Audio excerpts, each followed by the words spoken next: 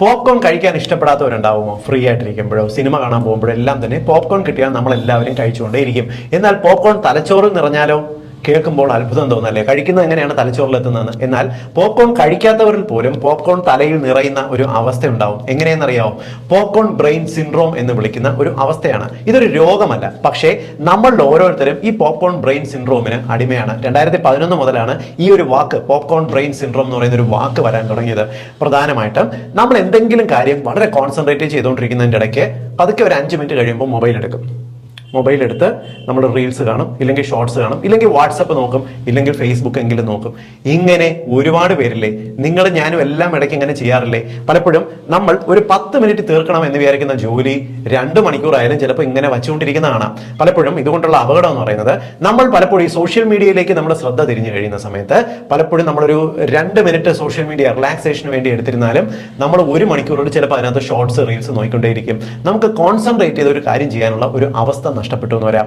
കൂടുതലായിട്ട് ഓൺലൈനിൽ വർക്ക് ചെയ്യുന്ന ആൾക്കാർ, കൂടുതലായി മൊബൈൽ ഫോണും ടാബും ഒക്കെ യൂസ് ചെയ്യുന്ന, കമ്പ്യൂട്ടറിൽ കൂടുതൽ സമയം ചെലവഴിക്കുന്നവർക്കാണ് ഈ ഒരു പ്രശ്നം കൂടുതലായിട്ട് ഉണ്ടാകുന്നത്. എന്തിനേറെ നമ്മുടെ വീട്ടിലെ കുട്ടികൾക്കാണെങ്കിലും വീട്ടമ്മമാർക്കാണെങ്കിലും ഈ ഒരു അവസ്ഥയുണ്ട്.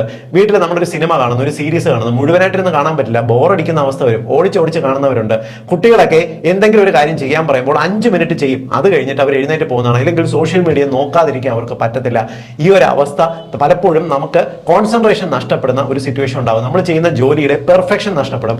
ഒരേ സമയം തന്നെ 2-3 കാര്യങ്ങൾ ചെയ്യുന്നവർക്കും ഈ ഒരു പ്രശ്നം ഉണ്ടാകാറുണ്ട്.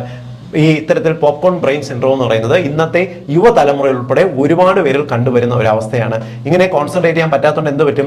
നമ്മൾ ചെയ്യുന്ന ജോലിക്ക് പെർഫെക്ഷൻ വരത്തില്ല. പലപ്പോഴും ഇത് കാരണം നമുക്ക് സമയത്ത് ജോലി തീർക്കാൻ പറ്റത്തില്ല, ചെയ്യുന്നത് ഉന്മേഷത്തോടുകൂടി ചെയ്യാൻ പറ്റത്തില്ല. ഒരു ജോലി ചെയ്യുന്നതിൻ്റെ ഇടയ്ക്ക് തന്നെ നമുക്ക് പലവിധ കാര്യങ്ങൾ ശ്രദ്ധ പോകുന്നത് കൊണ്ട് പലപ്പോഴും ആ കാര്യം ഈ കാര്യം നമുക്ക് ഓർമ്മ കാണത്തില്ല. പഠിക്കുന്നവരിൽ എന്താണ് പഠിച്ചതെന്ന് കൃത്യമായി ഓർമ്മ നിൽക്കാത്ത ഒരു അവസ്ഥയെല്ലാം ഉണ്ടായിരുന്നു വരാം. ഇത്തരത്തിൽ പോപ്കോൺ ബ്രെയിൻ സിൻഡ്രോം മറികടക്കാൻ ചെയ്യേണ്ടത് പ്രധാനമായിട്ടും ഓൺലൈൻ പരിപാടികൾ, നമ്മൾ ഈ സോഷ്യൽ മീഡിയയിൽ നിൽക്കുന്നത് ലിമിറ്റ് ചെയ്യുക.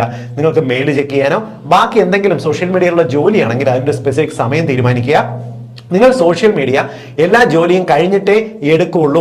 വാട്സപ്പ് ചെക്ക് ചെയ്യുന്നത് ജോലി കഴിഞ്ഞിട്ടേ ചെക്ക് ചെയ്യുള്ളൂ. ഇതൊരു കർശനമായ നിർദ്ദേശം വയ്ക്കുക.